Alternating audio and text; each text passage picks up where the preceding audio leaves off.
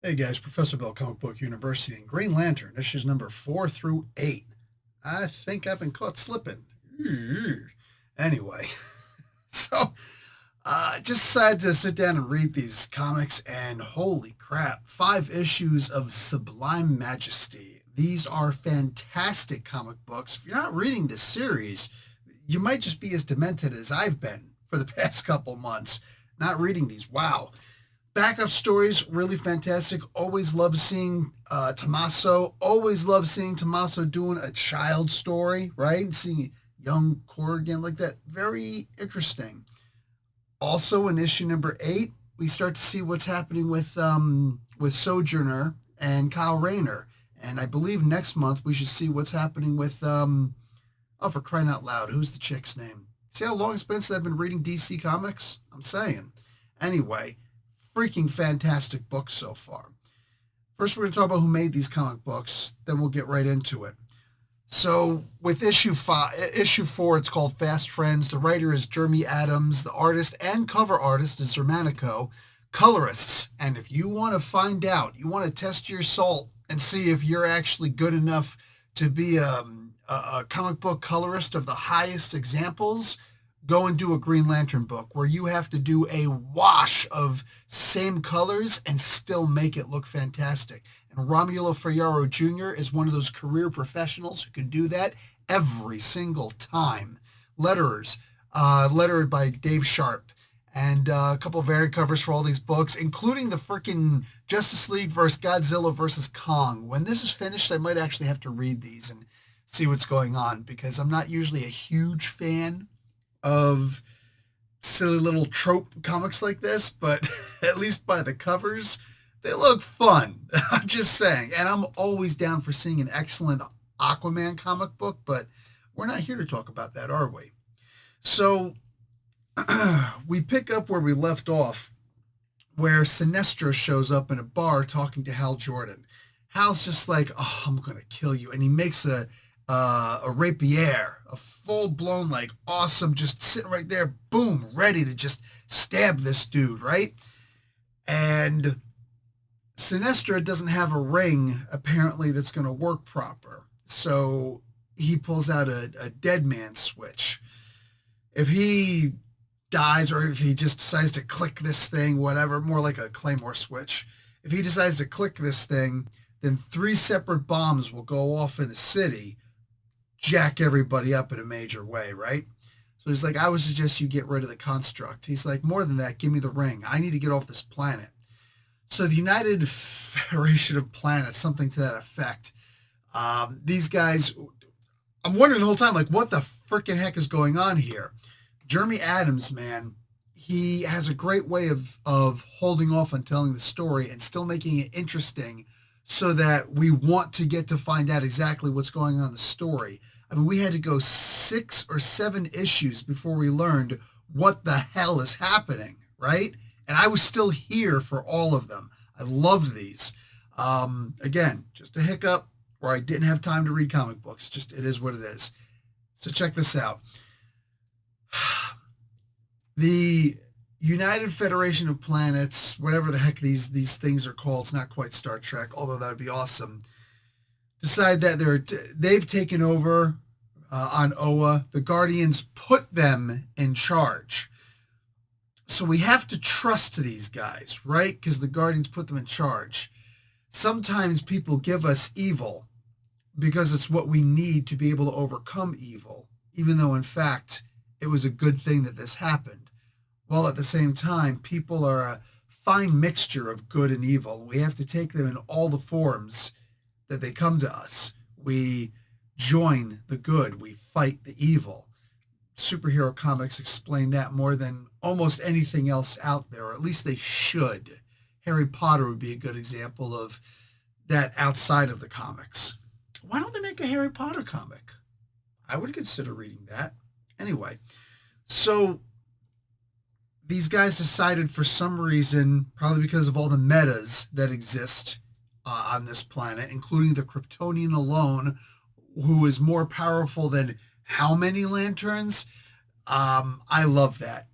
I love that they point this stuff out. It's like no slight to Superman, while at the same time, this incredible energy that's coming out of the batteries at this point sometimes causes radiation very similar to green kryptonite. So all of the Superman characters have to kind of stay back, right? So many Superman characters, so many Kryptonians. The hell's happened?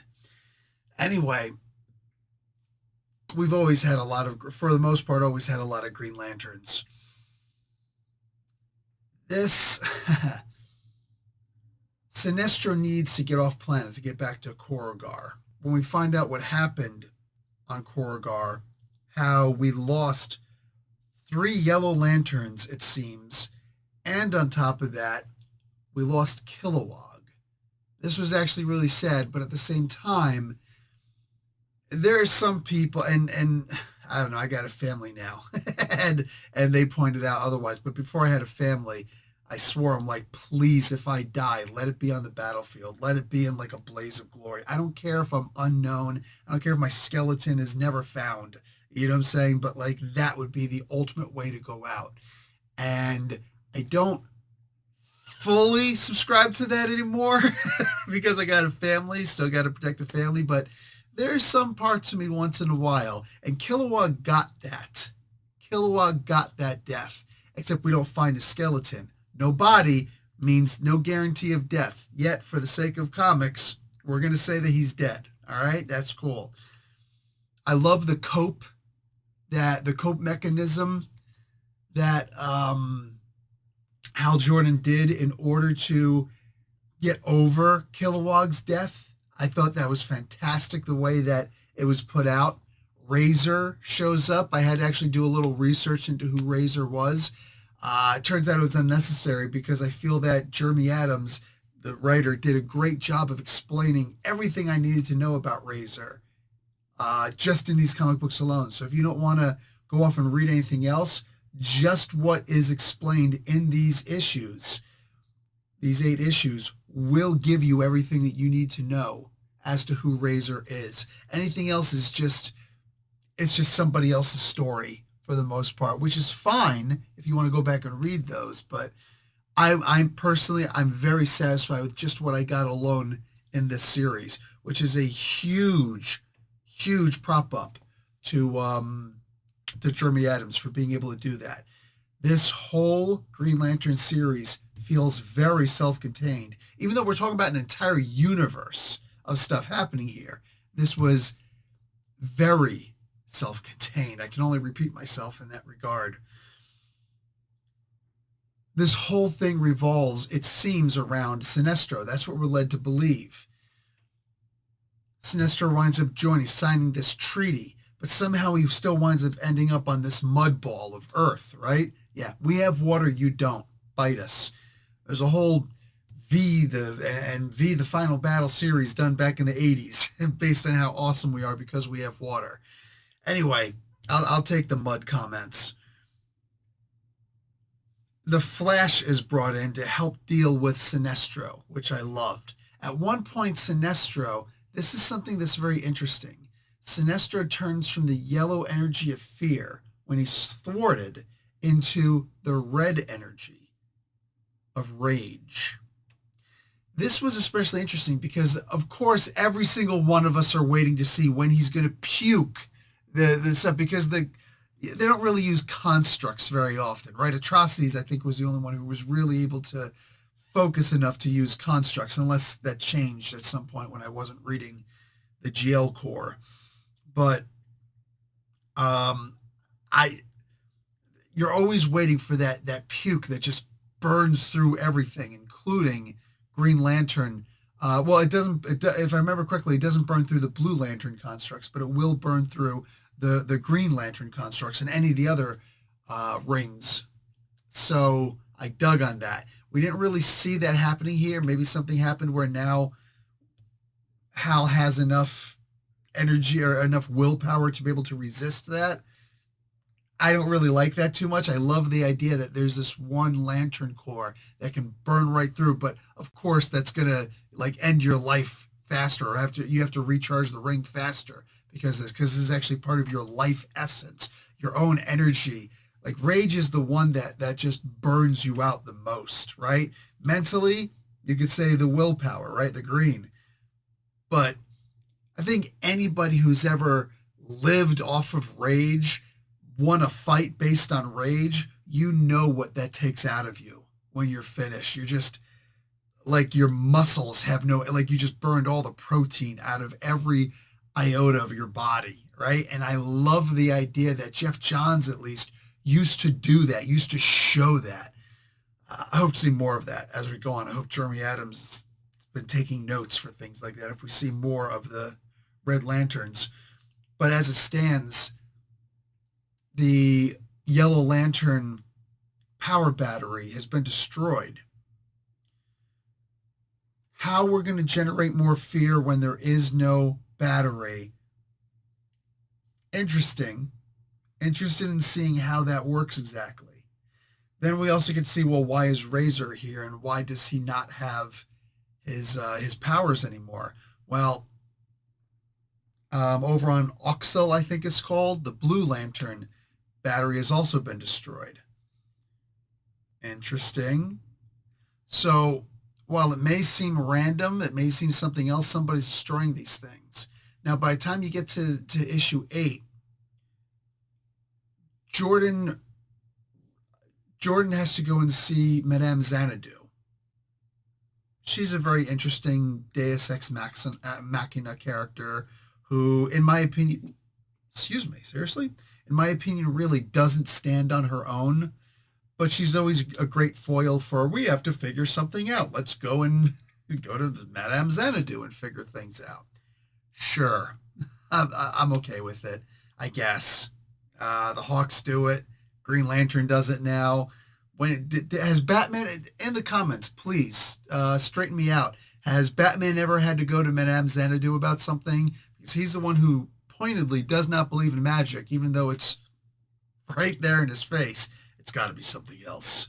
I'm too smart to just believe in something as simple as magic. That was my Kevin Conroy. Was that? They always sound good in my head. Then people always like, no, all of your accents sound fake Jamaican or Irish. And it's like, oh, okay, never mind. But anyway, so it's interesting to see that the United Planet core of jackasses, whatever they're called, 3 of them come down to face Jordan and Razor for what it's worth. It's very cool that at one point one of them starts using yellow energy. At another point, another one starts using blue energy. What? So yeah, it seems like it's the United Planet of toiletries that's causing all of these sabotages, these explosions, so that they can then draw from these energies and use all of the batteries at the same time. I hope they don't play out the orange batteries or the red, but the orange battery is one that I'm really looking for. I want to see, like, is Lar Fleece still the only Orange Lantern Corps member? What happened there? I'm curious to see. But there's a mystery here, and it is slowly being unraveled. But every time that we unravel it, it's like an onion. Oh, here's a new layer that we have yet to discover, right? And there's seeds being planted all over the place. For instance, we're slowly being revealed what's going on with all the other Lantern Corps members, right? I am digging this in so many different ways. I love what they're doing right now. Guys, I don't see how you won either. If you're reading this, let me know what you think. Let me know how you think about the way that Jeremy Adams is portraying Sinestro as a very specific instance, because Sinestro, maybe this is just the way that I'm seeing things. He's got a very right-leaning mindset, which, okay, I can see that. It seems like it's a right-leaning mindset, or at least what Jeremy Adams would imagine is, but he's got a very leftist way of approaching things. Interesting. I wonder if this is a pot calling the kettle black sort of thing, or if he's just confused, or is this literally just what he believes, or am I just reading into it too much? It is what it is. I'm enjoying the way all this is. And of course, you can't forget that there's also the Carol Fenris stuff going on. Carol Ferris. I'm usually not a fan of a guy who chases a girl. That, for me at least, that's never been my experience, to chase a girl. I have someone who I loved and who died, right? And there's always that there because she's unattainable now, at least until I cross over. But I'm joking. Anyway, it's very interesting to me because I've never really pursued a woman. So if a woman like goes and she's with somebody else, it's always like, what the hell? This is stupid. Like, why would anybody pursue her? She's already moved on. Do you know how many fish there are out there? Forget about it. And the sea, there's so much variety out there. Why would I chase after one woman? But I like how Jeremy Adams had that one scene drawn in there. And Zermatico, you are freaking awesome. How Carol leaves, but then you see her sitting in the car and there's something bothering her.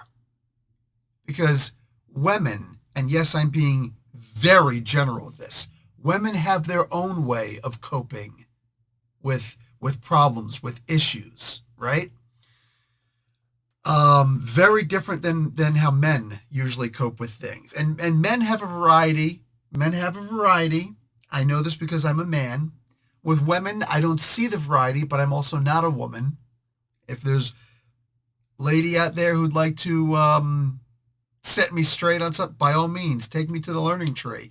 But women usually have one, sometimes two ways. Like usually I will be alone until this guy shows up, but anymore nowadays it's I'm going to go and be with somebody else and either make him jealous or just this is how I'm going to forget or whatever.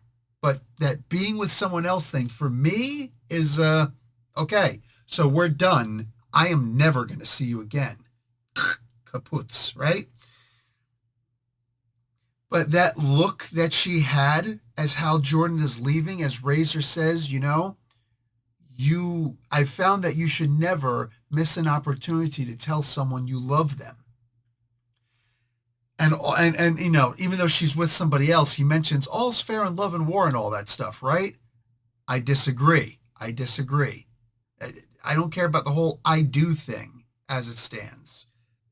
No, my thing goes a little bit deeper than that.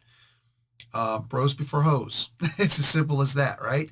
But that being said, even though he's not bros with this dude, and this guy is a chucklehead still, that look that she gave as Hal was leaving, that was actually touching. I don't usually get very romantical in that regard, right? I usually just don't. But that was a touching feeling to me. Maybe I'm reading too much into that also. Guys, that's it for me. Like the video, watch an ad. Also, look for the Kickstarter to start up. It's the first time I'm announcing it. It's just a whim that I'm doing it. I didn't wait for you guys. I wrote the books. I made the book. I finished the book. I actually got the book put together and everything. But I didn't publish the book out there. Oh, believe me, there are ISBNs on there.